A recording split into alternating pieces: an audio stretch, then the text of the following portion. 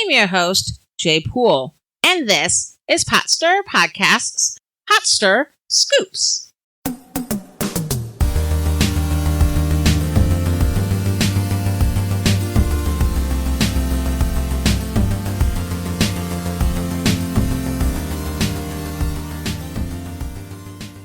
Welcome to Potstirrer Podcast, where politics, religion, and history collide, and it's not always polite. Before we get into today's episode, a couple of changes are being made to Potstirrer Podcast that I want to share with you, and I truly hope you'll be on board with them. First of all, the podcast release date is officially moving to every other Thursday starting today. The release date has been every other Tuesday for the past couple of years, which seemed to work well for a while, but somewhat recently, my commitments outside of the podcast have shifted a bit, and that has made it increasingly difficult to keep a Tuesday release date. As many of you know, this is a hobby and a passion for me, and I want to do what I can to keep this going.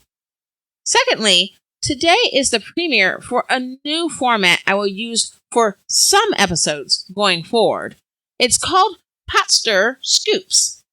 In these episodes, I will take a news story, a video, a blog piece, or something else along those same lines, something I recently heard about, and I'll provide my commentary on it. It may be one story, perhaps a couple, it depends. Now, a lot of you do follow me on Twitter.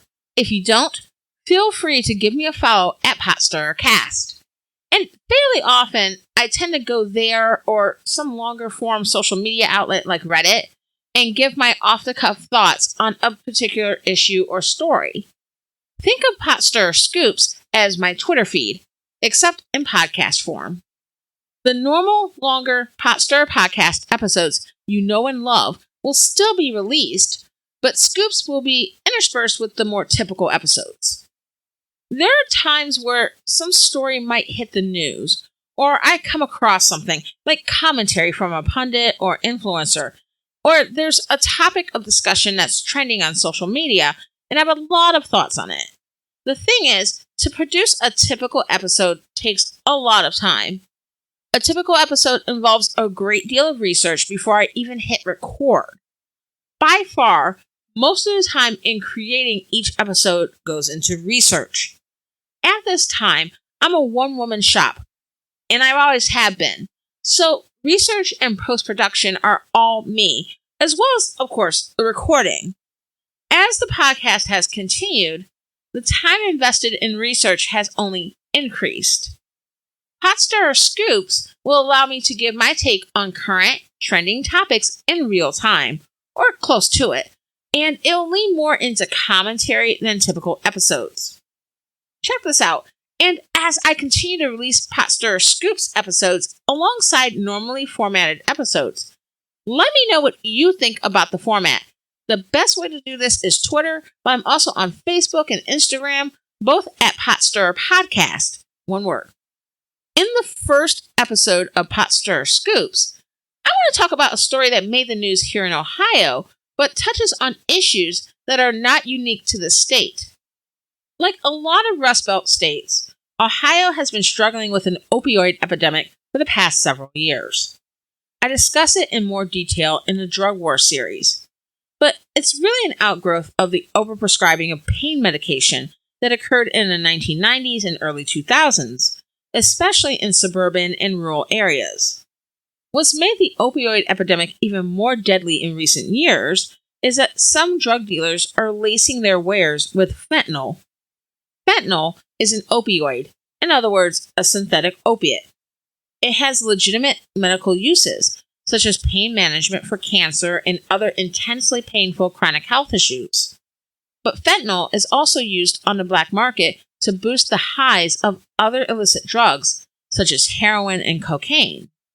The thing is, fentanyl is quite dangerous. It's the drug responsible for the deaths of musical artists Prince and Tom Petty. Fentanyl is 50 times more powerful than heroin and up to 100 times more powerful than morphine. So drugs laced with this opioid leave users much more susceptible to overdose, and by extension, death. Over the past few years, there has been a notable increase in deaths from opioid overdose here in Ohio, and a lot of it is due to drug users not knowing that what they're taking is laced with fentanyl. They're taking what they think is the right amount of their drug of choice, whether it be heroin, coke, meth, molly, or black market prescription pills. But because of this extremely potent drug that's also present that they don't know is there, it can kill them. Fentanyl-related overdoses are on the rise. In 2019, the most recent year where complete statistics are available, 76% of overdose deaths in Ohio involved fentanyl. So this and similar statistics in other states have led the government at all levels to tell the public that they're fighting the opioid epidemic. When you compare that to the crack epidemic of the 1980s, the government demonized the users as degenerates and took the black community down the road to mass incarceration, while on the other hand facilitating the funneling of cocaine into the inner cities from suppliers in Latin America.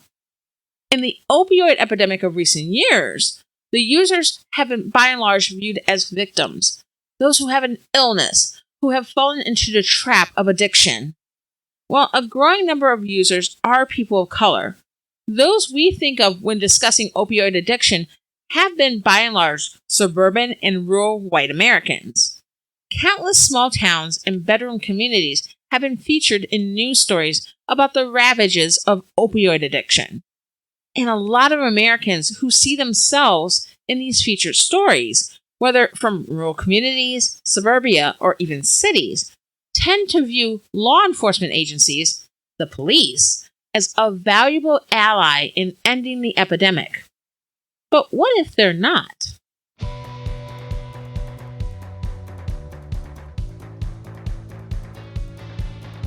On September 29th, the U.S. Department of Justice announced the arrest of 2 Columbus, Ohio police officers on federal charges of drug trafficking. 44-year-old Marco L. Marino and 33-year-old John J. Kochkowski, both detectives in the narcotics unit for the Columbus Division of Police, are accused of distributing about 7.5 kilos of fentanyl, enough to kill just about every man, woman, and child in Los Angeles, or enough to take out the entire city of Columbus 4 times over. Marino is also alleged to have accepted bribes that totaled up to $44,000 in order to facilitate the safe transport of 27 kilos of cocaine. The accused traffickers are facing 10 years to life in prison on the charges related to fentanyl distribution, while Marino is also facing an additional 10 years for the alleged bribery. If you've listened to Potstirrer podcast for a long time, you'll probably know that I'm opposed to the drug war. It criminalizes addiction. It bolsters a black market for drugs that have been labeled illicit, and therefore leads to increased danger for users and, by extension, the community. The drug war also leads to an increased crime rate, and drug charges are what bolsters private prisons, which, in my opinion, should not exist. I support a well-regulated drug market in all 50 states with drugs decriminalized on the federal level, which I think, much like is the case with alcohol, would dramatically cut down on the black market and would be safer for everyone. I also support universally available detox and rehabilitation, as well as comprehensive mental health services, alongside a nationalized healthcare system. This way, drug users who are in the throes of dependency have the option to get sober, clean, and well, regardless of themselves or their family's ability to pay. Also, as I described in detail over the course of the America's Drug War series released by Potstirrer podcast a couple of years ago, if you haven't done so already, check those out. The century-long drug war is shown to have racial motivations. Over the long history of America's war on drugs, white supremacy has tracked alongside and has even been the stated motivation by drug warriors of the past, including the first drug czar, Harry Anslinger, and President Richard Nixon. And racial bias has been apparent from the way various drugs have been classed, and therefore how possession and tracking of each is handled, to the funneling of certain drugs into particular communities. The negative effects of the drug war are readily apparent. Users finding themselves without universally accessible resources to get themselves clean and a way to be accepted fully back into the community. Mass incarceration, the destruction of neighborhoods, cities, and towns. And while those effects are not evenly distributed racially or economically, people of color and the poor are often affected most harshly. White Americans and the more well-off in society are not immune. For example, the opioid epidemic is an unintended consequence of racial bias in the medical field. When prescription opioids were made readily available in the 1990s, doctors were more likely to prescribe prescription opioid medication to white patients than to patients of color. The disparity is less apparent now due to the opioid epidemic, but it still exists. There have been two reasons for this disparity. First of all, there has been a widespread racist belief that Black patients are less sensitive to pain. This is a deeply embedded racist trope that goes back generations. Doctors are less likely to believe the severity of pain complaints from Black patients, and therefore these patients are more likely to be prescribed non-steroidal anti-inflammatory drugs or NSAIDs, such as ibuprofen or naproxen. NSAIDs are less powerful than opioids, but also don't carry the risk of dependency. The second reason is that patients of color who complain of pain are more likely to be labeled drug-seeking than white patients. Doctors are more likely to assume that patients of color are addicts or are seeking prescriptions to sell on the black market, relying on stereotypes that typical drug users and drug dealers are people of color, when statistically this is not the case. This manifestation of medical racism is bad for people of color because real issues with pain are less likely to be treated appropriately, leading to worse health outcomes, both from the lack of treatment and the resulting distrust of medical officials due to patients' real health issues not being taken seriously. But it's also bad for white people. Opioids were being prescribed without much, if any, regard for risk of dependency. As pharmaceutical companies were making a killing on opioids, they were loath to admit the risk it posed to patients, and there was little in the way of regulations that were designed to hold them accountable. So this created a perfect storm. When tolerance to a drug increases, prescriptions run out, and doctors aren't willing or able to prescribe more. Many patients turn to the black market, whether it's prescription pills or even street drugs such as heroin that are similar to prescription opioids, but lower in cost. And this is what eventually led to the opioid epidemic. Fentanyl was first made available to Americans with a prescription in 1968 as a powerful analgesic, in other words, a pain reliever. But it became a lot more popular in the 1990s during the prescription pain medication heyday, along with other prescription opioids. Later, fentanyl became a popular drug to lace street drugs with due to its potency. A little goes a very, very long way, increasing or altering the highs of other drugs. But as I mentioned earlier, Americans have also died due to fentanyl, both knowingly taking the drug but inadvertently overdosing, or by taking other drugs and being unaware of the presence of fentanyl in them.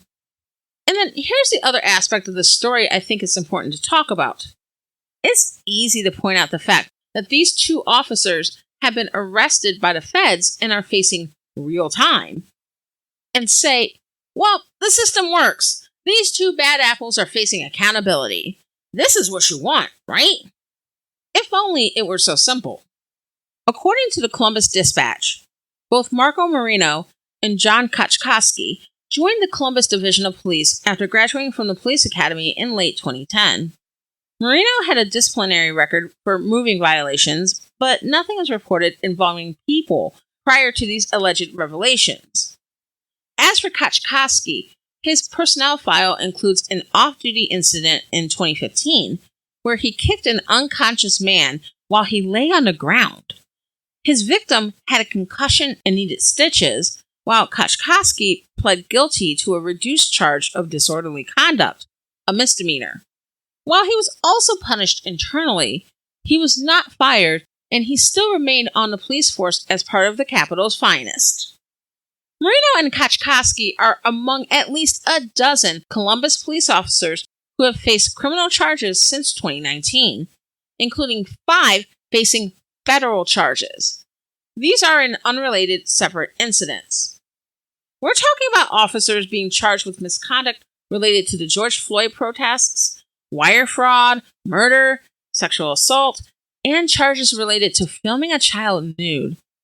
Though, oddly enough, this officer is not being charged with possession or production of CP. And these are officers who have been charged. Now, in full disclosure, while I'm not a fan of police in general, I'm really not a fan of Columbus police. When I went to The Ohio State University 20 years ago, the city police would go all out in a show of force to over-police the university area during the yearly African American Heritage Festival. The festival was a wonderful demonstration of Black community and culture, and it drew participants from both inside and outside the university. But due to the large influx of mostly Black people to the university area, the Columbus police would lock down the university area and harass patrons under the assumption that the crowds of Black people simply existing were an inherent risk. I'm sure the university itself consented to this, and unfortunately, the overwhelming police presence was a factor in the festival's eventual demise. But at the same time, every year I was at the university, from the time I started out as a freshman until the year I graduated, there was always a riot off campus during football season, usually in connection with the Ohio State-Michigan football game. And these riots would cause a great deal of property damage. Burning couches and cars turned over in the streets. Where was this show of force each year for the mostly white rioters who were doing real damage? And it's not like the Columbus police magically reformed themselves over the past couple of decades. The police attacked protesters at George Floyd police brutality demonstrations with their less lethal weapons of choice, and even arrested a local politician who was involved in the protests. While they pretty much stood back and watched the entitled anti-lockdown protesters crowd the doors to the Ohio State House. So I'm not surprised that the Columbus police have some bad folks in their ranks. We know of 12 publicly. Who else is in there violating the civil rights of Columbus residents and committing crimes of all sorts that we don't know about? On one hand, the spate of charges may indicate that some accountability is on the way for the police state. But on the other hand, it remains to be seen what will come of this case or some of the others involving the police. A few have been resolved, and the ones resolved have resulted in misdemeanor charges. But it looks like some of the more substantive cases, such as the murder, the CP, and the sexual assault charges, as well as this drug case, are still ongoing. This also indicates a problematic culture within the police department, and I'm sure Columbus is not alone in that regard. I've discussed other police departments in various other episodes over the years, and to be completely honest, I'm tired of people claiming that these types of cases are exceptions. Whether it's Minneapolis Police, Dallas Police, the NYPD, Detroit Police, Cleveland Police, Baltimore Police, Cincy PD, Columbus Division of Police. The lack of accountability is everywhere. And yes, those are cities, but small town police departments and sheriff's offices also face corruption. It's just that Mayberry is too small for people to remember on those rare occasions they make the news. Again, if this is what we know, what is it we don't know? Police serve a purpose, but not the purpose that's repeated ad nauseum on the news or on cop shows or in social media. Their job isn't really to protect and serve, but to provide an illusion of safety and security for a privileged segment of Americans. Their track record of actually providing safety and security is inconsistent at best. In their current form, the police cannot be trusted to protect us from the bad guys, especially when they are the bad guys. Thank you so much for listening to this episode of Potstirrer Podcast's Potstirrer Scoops. If you enjoyed this episode, subscribe for free on Apple Podcasts, Spotify, Amazon Prime, or on your favorite podcast app. Go to potstirrerpodcast.com/download and you'll see the links. Subscribing gets you new episodes once they come out, so you don't have to wait. If you enjoyed the podcast, please give it 5 stars on your podcatcher of choice and leave a review. And yes, I'm always on Twitter with more takes like this, so follow me there at PotstirrerCast. I'm Jaye. Let's fight for America's future, because freedom is not free.